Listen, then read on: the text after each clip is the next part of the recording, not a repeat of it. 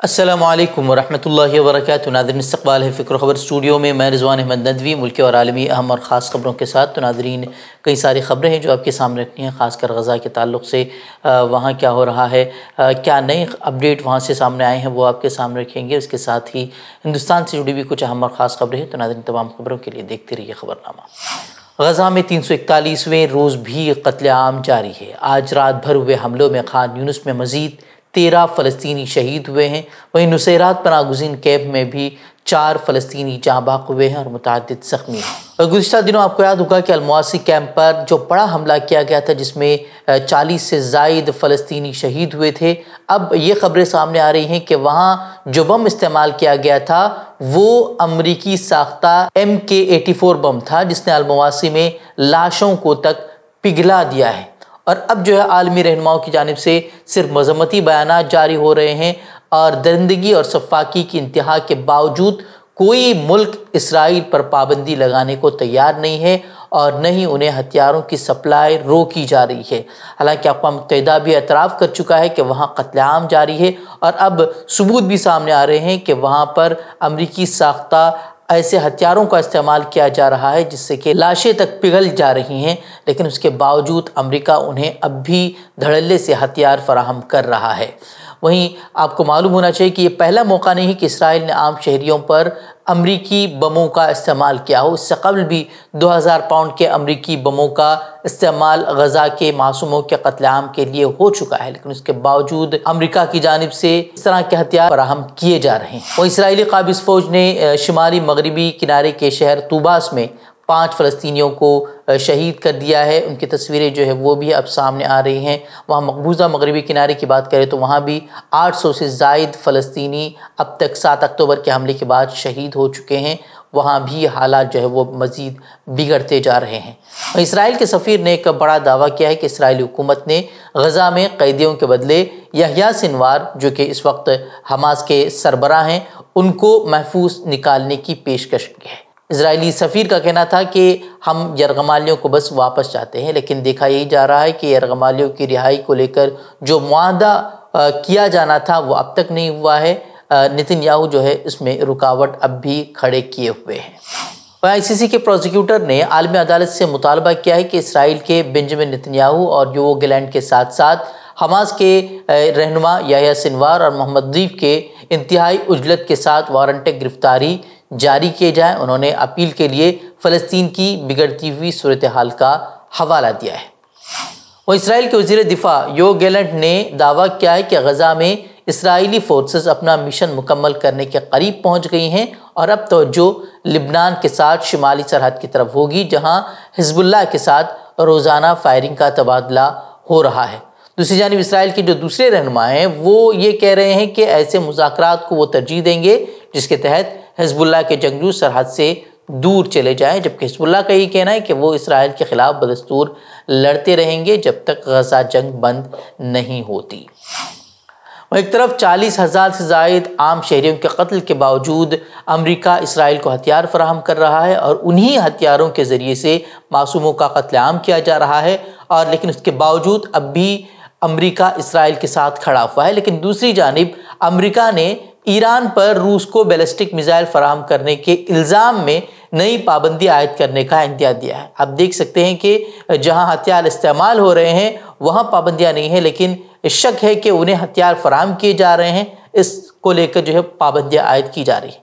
Antony Blinken نے کہا ہے کہ واشنگٹن نے ایران کو خبردار کیا ہے کہ روس کو بیلسٹک میزائل کی فراہمی سے اشتعال انگیزی میں ڈرامائی انداز میں اضافہ ہوگا اور ایران پر نئی پابندیاں عائد کی جائیں گی۔ انہوں نے کہا کہ روس کو بیلسٹک میزائلوں کی کھیپ موصول ہوئی ہے، اس طرح کی خبریں انہیں ملی ہے، اور اسے روس آنے والے ہفتوں میں ممکنہ طور پر یوکرین کے خلاف استعمال کرے گا۔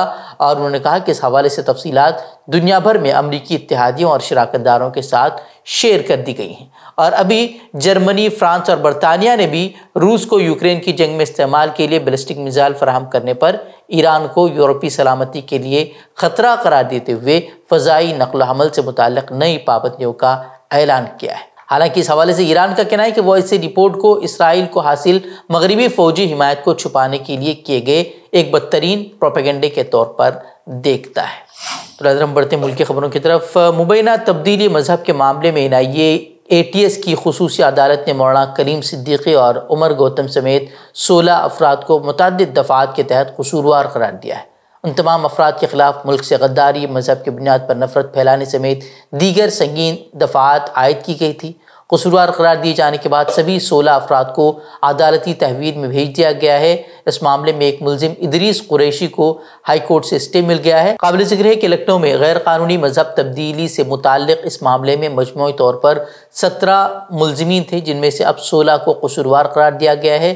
جو دفعات قصورواروں پر لگائے گئے ہیں اس کے تحت انہیں 10 سال سے لے کر تا حیات قید تک کی سزا مل سکتی ہے۔ اور کہ مولانا کلیم صدیقی کی گرفتاری 22 ستمبر 2021 کو اتر پردیش ATS کے ذریعے مبینہ طور پر مذہب تبدیلی ریکٹ چلانے کے الزام میں ہوئی تھی۔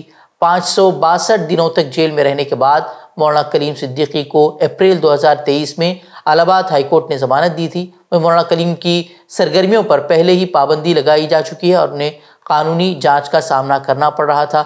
بہرحال یہ بات حقیقت ہے کہ جن کے ہاتھوں میں زمام اقتدار ہوتا ہے، عدالت بھی انہی کی چوکٹ پر سرقم تسلیم کرتی ہے۔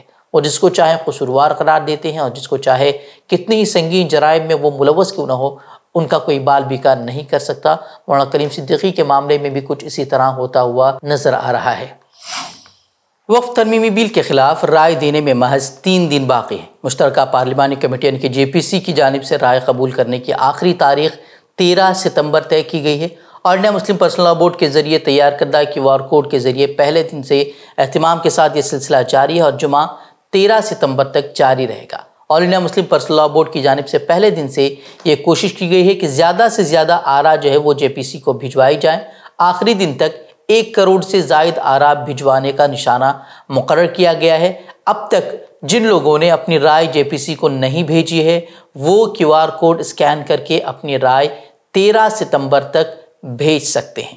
اگر آپ وقف پر جاری اس ہنگامے اور اس سے جڑی تاریخ کو جاننا چاہتے ہیں، کیوں وقف قانون لایا گیا، وقف ایکٹ کیا ہے اور مسلمانوں کی وقف کو لے کر کیا تاریخ رہی ہے، کب سے یہ وقف شروع ہوا اور یہ جو نئی ترمیمات ہیں جو مودی حکومت 2024 میں لے کر آئی ہے وہ مسلمانوں کے لیے کتنے نقصان دہ ثابت ہو سکتی ہیں، اس تعلق سے ایک جامع ویڈیو جو ہے وہ فکر خبر TV پر کل ہی اپلوڈ کر دی گئی ہے، اسے ضرور ایک مرتبہ آپ کو دیکھنا چاہیے۔ اس کے ذریعے سے آپ کو تمام تفصیلات جو ہے وہ سمجھ میں آ جائیں گی۔ لنک جو ہے اس کی ڈسکرپشن میں موجود ہے، آپ پھر یہاں اوپر آپ کو کہیں لنک جو ہے وہ آپ کو نظر آئے گی۔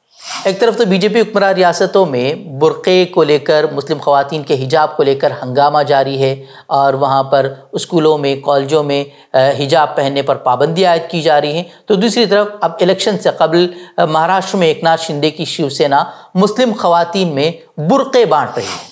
یہ پہلا موقع ہے کہ جب شیو سینا مسلم خواتین میں برقعے تقسیم کر رہی ہے۔ اس حوالے سے ممبئی کے بائکلہ علاقے میں کئی مقامات پر ہورڈنگز لگائے گئے تھے۔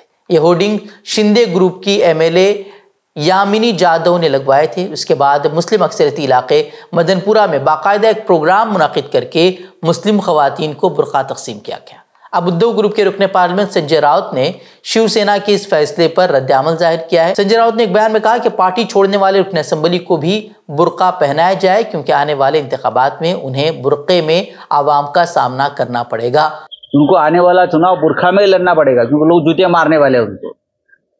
دیکھو یہ چناؤ جیتنے کے لیے کچھ بھی کر سکتے ہیں، ڈھونگی لوگ ہیں۔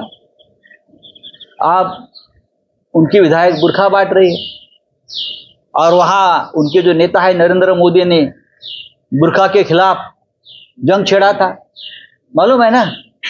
ان کے لوگوں نے جو اسکول کالج میں جو بچیاں برقع پہن کر جاتی تھی ان پر حملے کیے۔ اتر پردیش سے ایک بڑی خبر یہ سامنے آ رہی ہے کہ 513 مدارس نے اپنی منظوری کو سرنڈر کر دیا ہے۔ ریاستی مدرسہ بورڈ نے اس سلسلے میں کارروائی کو آگے بڑھاتے ہوئے معاملہ رجسٹرار کے پاس بھیج دیا ہے۔ بتایا جا رہا ہے کہ جن مدارس نے اپنی منظوری کو سرنڈر کیا ہے ان میں سے بیشتر مدارس بیسک ایجوکیشن کونسل سے منظوری لے رہے ہیں، یعنی کہ اب یہ مدارس کچھ دنوں میں اسکول کی شکل اختیار کر لیں گے۔ بتایا جا رہا ہے کہ کئی اسباب کی بنیاد پر مدارس نے اپنی منظوری واپس لینے کی عرضی دی ہے۔ ان میں سب سے اہم وجہ مدرسہ ایجوکیشن بورڈ سے منظوری کا نیا طریقہ ہے جو کہ بہت مشکل بتایا جا رہا ہے۔ پہلے ضلع اقلیتی فلاح افسر کی سطح سے ہی مدارس کو منظوری مل جاتی تھی، لیکن اب یہ اختیار رجسٹرار کو دے دیا گیا ہے۔ ایک معاملہ یہ بھی ہے کہ ریاستی حکومت نے مدارس کے اساتذہ اور طلباء کے لیے بائیو میٹرک حاضری بھی جو ہے وہ لازمی کرنے کا حکم دیا تھا، جس کے بعد اب یہ کہا جا رہا ہے کہ 513 مدارس کو اسکول کی شکل اختیار کر دی۔ دہلی کی عدالت نے منگل کو لوک سبھا ممبر شیخ عبدالرشید المعروف انجینئر رشید کو ٹیرر فنڈنگ کیس میں 2 اکتوبر تک عبوری ضمانت دی ہے۔ انجینئر رشید نے بارہ مولہ میں 2024 کے لوک سبھا انتخابات میں سابق وزیر اعلیٰ عمر عبداللہ اور پیپلز کانفرنس کے رہنما سجاد لون کو شکست دی تھی۔ ایڈیشنل سیشن جج چندرجیت سنگھ نے رشید کو راحت دی ہے۔ انجینئر کے وکلاء نے جموں کشمیر میں جاری اسمبلی انتخابات میں مہم چلانے کے لیے عبوری ضمانت کے لیے عدالت سے رجوع کیا تھا۔ NIA کے مطابق رشید کا نام کشمیری تاجر ظہور وٹالی کی دولت کی تحقیقات کے دوران سامنے آیا تھا۔ اس کے بعد NIA نے انجینئر رشید کو وادی کشمیر میں عسکریت پسند تنظیموں اور علیحدگی پسندوں کی مالی معاونت کے الزام میں گرفتار کیا۔ انجینئر رشید اور ان کی جماعت عوامی اتحاد پارٹی نے سبھی الزامات کو مسترد کیا ہے۔ ان کارروائیوں کو سیاسی انتقامی کارروائی قرار دیا ہے۔ انجینئر رشید کی پارٹی نے جموں کشمیر کے اسمبلی انتخابات میں 50 سے زائد جگہوں پر اپنے امیدوار اتارنے کا اعلان کیا ہے۔ انہیں امید ہے کہ پارلیمانی الیکشن میں جو لہر ان کے حق میں دیکھی گئی تھی وہ اسمبلی انتخابات میں بھی نظر آئے گی اور ان کے کئی امیدوار ایوان تک پہنچنے میں کامیاب ہو جائیں گے۔ جموں کشمیر BJP کی ریاستی نائب صدر پون کمار کھجوریا اس بات سے ناراض ہیں کہ پارٹی نے انہیں امیدوار نہیں بنایا ہے۔ کھجوریا نے اعلان کیا ہے کہ وہ اب آزاد امیدوار کے طور پر انتخابی میدان میں اتریں گے۔ رپورٹ کے مطابق کھجوریا بدھ کو ادھم پور ایسٹ سے آزاد امیدوار کے طور پر اپنا پرچہ نامزدگی داخل کرنے جا رہے ہیں۔ پون کمار کھجوریا نے بتایا کہ وہ ایک عام کارکن تھے، لیکن BJP نے ایسے امیدوار کو نامزد کیا جس نے حال ہی میں ختم ہونے والے لوک سبھا انتخابات میں BJP امیدوار کے خلاف کام کیا تھا۔ خیال ہے کہ ریاست جموں کشمیر میں 3 مرحلوں میں ووٹنگ ہوگی۔ پہلا مرحلہ 18 ستمبر، دوسرا مرحلہ 25 اور آخری مرحلہ 1 اکتوبر کو ہوگا۔ تمام 90 سیٹوں کے نتائج 8 اکتوبر کو ایک ساتھ ہی سامنے آئیں گے۔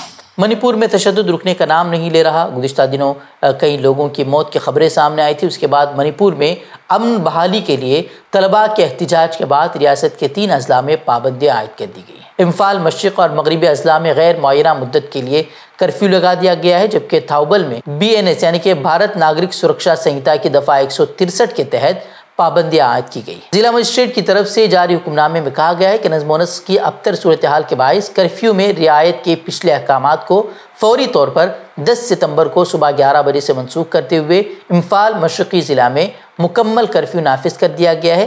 دراصل یہ حکم ایسے وقت میں آیا ہے جب منی پور میں طلباء ریاستی حکومت کے پولیس سربراہ یعنی کہ DGP اور سلامتی کے مشیر کو ہٹانے کی اپنی درخواست پر احتجاج کو تیز کرنے کا منصوبہ بنا رہے ہیں۔ طلباء کا الزام ہے کہ DGP اور حفاظتی مشیر ریاست میں نظم و نسق کو سنبھالنے میں ناکام ہیں۔ ہزاروں طلباء نے پیر کو منی پور سیکریٹریٹ اور راج بھون کے سامنے احتجاج کیا تھا اور حالیہ ڈرون اور میزائل حملوں کے ذمہ داروں کے خلاف کارروائی کا مطالبہ کیا تھا اور ریاست کی علاقائی اور انتظامی سالمیت کو برقرار رکھنے کی درخواست کی تھی۔ تازہ ترین پرتشدد واقعات میں کم از کم 8 افراد کی اب تک موت ہو چکی ہے اور 12 سے زیادہ افراد زخمی بتائے جا رہے ہیں۔ روس کے علاقوں میں یوکرین کے حملے کی وجہ سے درجنوں مکانات تباہ ہوئے ہیں۔ اس حملے کی وجہ سے ماسکو کے ہوائی اڈوں سے تقریباً 50 پروازوں کا رخ موڑنا پڑا۔ ماسکو کے ارد گرد کے علاقوں پر حملہ صدر پوتن کے لیے مشکلات پیدا کر سکتا ہے۔ روس دنیا کی سب سے بڑی ایٹمی طاقت ہے اور کرملن نے کہا ہے کہ اس نے ماسکو کے ارد گرد کے علاقوں پر پرواز کرنے والے 20 یوکرینی ڈرون کو مار گرایا ہے۔ روس نے مزید کہا کہ اس نے یوکرین سے روس کے دیگر حصوں میں فائر کیے گئے 124 ڈرونز کو بھی تباہ کیا ہے۔